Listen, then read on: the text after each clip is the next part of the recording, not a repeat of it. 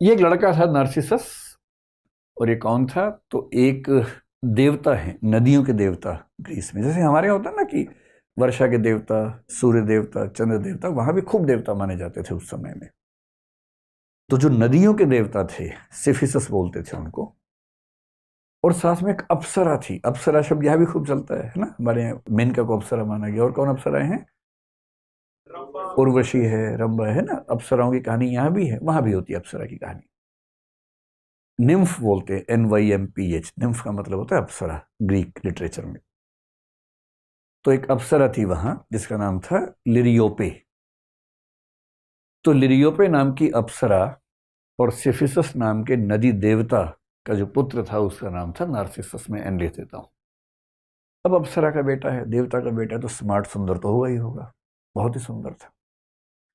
हमें अक्सर गलतफहमी ये होती है कि अपनी सुंदरता की वजह हम है, जबकि हम होता नहीं उसकी वजह। तुक्के से मिली होती है वो, तो है ना। तो इस बेचारे को ये नहीं पता था जो आपको पता है कि तुक्का है। इतना सुंदर था कि इस पे वो गाना सूट करता है, मैं इतना सुंदर हूं, मैं क्या करूं क्या करूं। सच में सूट करता है। इतना सुंदर था कि जो इसको देखता था पागल हो जाता था। इतना सुंदर।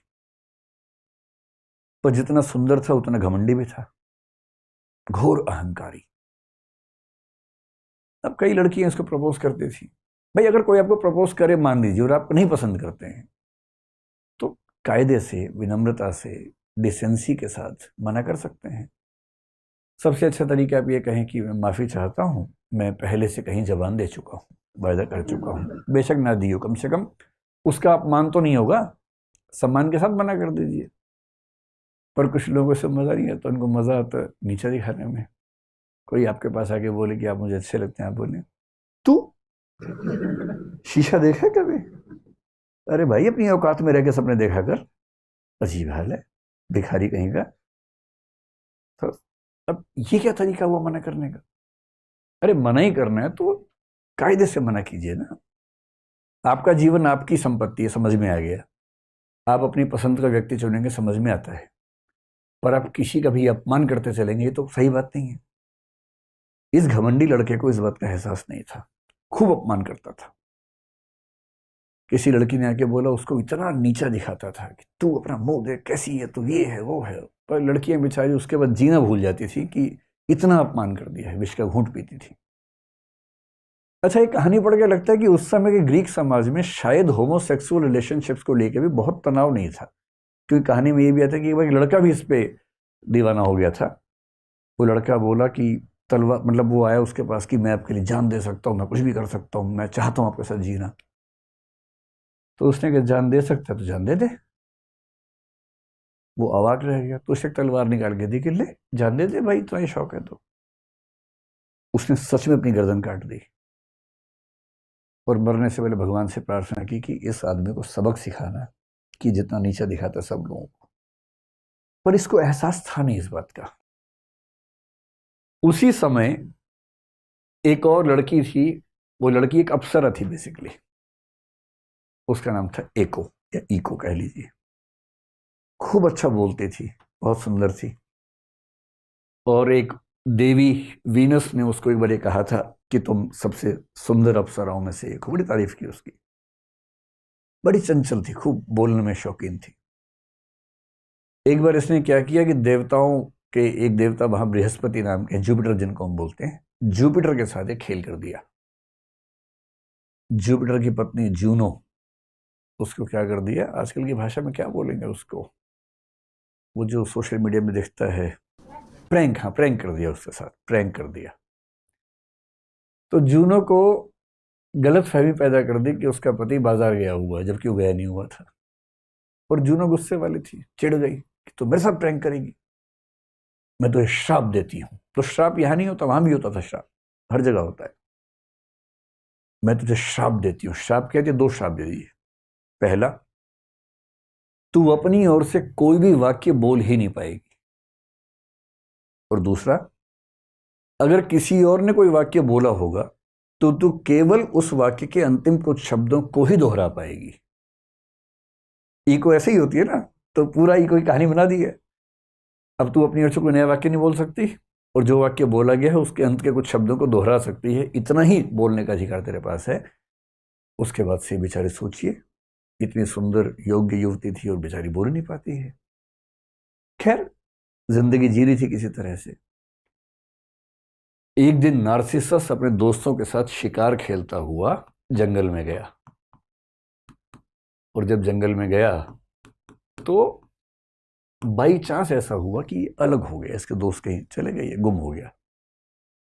अब ये अकेला घूम रहा जंगल में, वहीं इको घूम रही थी। उसने इसको देखा, वो भी दीवानी हो गई इसकी, मतलब पागल हो गई एकदम। इतना सुंदर था ये, वो भी अप्सरा है, कम नहीं है। ये तो अप्सरा का पुत्र है, देवता का पुत्र है। अब वो दीवानी बन बन के पीछे घूम रही है, सामने नहीं आ रही है अभी। अच्छा, इसको एहसास हो रहा कोई है आसपास, पेड़ों की आवाज से, पत्तों की आवाज से। तो उसने कहा कौन है? उसने क्या कहा, कौन है, क्योंकि बोल ही नहीं सकती। इसको लगा अजीब पहेली कोई खेल रहा है मेरे साथ। फिर इसने कहा सामने आओ। उसने कहा सामने आओ। तब इसने कहा भाई इतना छुपने की क्या जरूरत है, हमें एक दूसरे से बात करनी चाहिए। तो उसका जवाब आया बात करनी चाहिए। फिर थोड़ी देर के बाद वो सामने आ गई, और वो प्रेम में ऐसी दीवानी थी कि सीधे फिल्मी अंदाज से दौड़ी उसके पास गई गले मिलने के लिए। ऐसी दीवानी हो गई थी, क्योंकि उस वक्त लग रहा था कि बात बढ़िया चल रही है। उस उम्मीद में भाग गई, और जैसी पास आई तो उसने यूं कहा रुको, दूर हो, ठीक ठीक। फिर बोला कि इससे पहले मैं मर जाना पसंद करूंगा, बजाय ये कि तुम मेरे शरीर का आनंद लो। वो बेचारी इको क्या बोली, तुम मेरे शरीर का आनंद लो। बात और बिगड़ गई इससे। और ये वाक्य जैसी उसके मुंह से निकला, उसको खुद इतनी शर्मिंदगी हुई अपने ऊपर, रोती हुई, खून के आंसू रोती वहां से भागी, और इसे धिक्कार के भगा दिया। उसका स्पर्निंग बोलते हैं अंग्रेजी में, धिक्कार करके भगा दिया। ये अपनी औकात देख, अपना मुंह देख।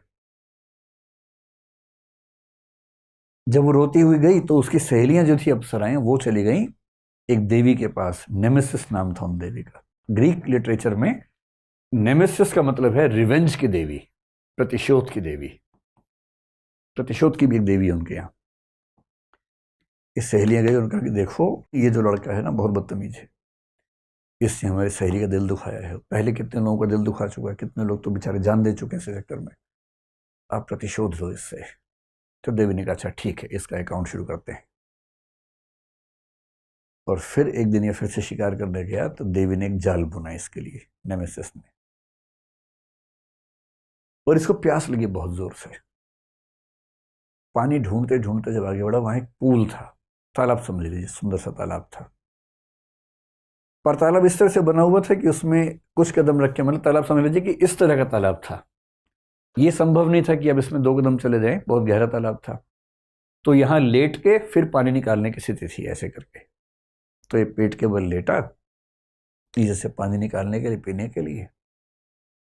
और जैसे ही लेटा, इसको अपनी ही परछाई देखी पानी के अंदर। वैसे जब ये पैदा हुआ था, एक साधु को बुलाया गया था। साधु से पूछा गया कि इस बच्चे का भविष्य क्या होगा। जैसे हमारे यहाँ होता था, वहां भी होता था, बच्चे का भविष्य क्या होगा। साधु ने कहा कि जब तक ये अपने आप को नहीं जानेगा, तब तक इसका जीवन बहुत अच्छा रहेगा। जिस दिन इसने खुद को जान लिया, मुश्किल हो जाएगा। और आज उसने पानी में अपने रिफ्लेक्शन को देख लिया। जैसी देखा, ये खुद दीवाना हो गया। अच्छा, इसको ये नहीं पता था कि वो रिफ्लेक्शन है। उस समय तक विज्ञान उतना विकसित नहीं था कि समझ जाए कि रिफ्लेक्शन है। उसको लगा कोई और है, पानी के अंदर का देवता है शायद कोई। ये इतना पागल हो गया, जितनी पागल इको हुई थी इसके लिए, उतना ही पागल हो गया। और सहेलियों ने यही कहा था कि इसको भी ये पीड़ा समझ में आनी चाहिए कि जब हम किसी से प्रेम करते हैं और वो जब हिकारत से बात करता है तो कैसा लगता है। अभी बेचारा उससे कह रहा तुम कौन हो दोस्त, वो जवाब ही नहीं दे रहा। मजे की बात है, एक लड़का एक लड़के से ही कह रहा है, और ग्रीक लिटरेचर में इस बात को लेकर तनाव नहीं है उस समय। ये फिर कह रहे कि मैं तुमसे मिलना चाहता हूँ, जवाब ही नहीं दे रहा। खूब रिक्वेस्ट कर करके मर गया। जवाब ही नहीं आता था अंदर से। अंदर ने बोला कि अगर तूने मुझे जवाब नहीं दिया तो इस जीवन का लाभ ही क्या है। और पीछे पेड़ के पीछे खड़ी होकर सुन रही है इको। उसको खुशी हो रही है कि आज इसको समझ में आई बात। और अंत में इसने तय किया कि अगर मैं इसके साथ जीवन नहीं गुजार सकता हूं तो ये जीवन बेकार है, और उसने अपने जीवन को समाप्त कर लिया। और अंतिम वाक्य क्या बोला? अलविदा, फेयरवेल। और पीछे से इको ने क्या कहा? अलविदा। ये खत्म हो गया, आत्ममुग्धता में खत्म हो गया, अपनी ही सुंदरता को नहीं झेल पाया। इको तो अप्सरा थी, तो शाश्वत थी, मॉर्टल नहीं थी, इमॉर्टल थी। लेकिन फिर एक कहानी बढ़ाई गई कि उसका शरीर खत्म हो गया, उसकी हड्डियां बन गई पत्थरों की तरह से, लेकिन उसकी आवाज बची रही। और आज भी दुनिया में जब कोई कुछ बोलता है तो पीछे कुछ शब्द रिपीट हो तो समझ लो कि इको नाम की देवी वहां पर मौजूद है। यह है नार्सिसस नाम के बहुत सुंदर किंतु बहुत ही घमंडी आदमी की कहानी। और ये हमेशा ध्यान रखना है कि यदि आप चार लोगों के साथ बदतमीजी से बात करते हैं तो कभी ना कभी कोई आपको भी मिलने वाला है।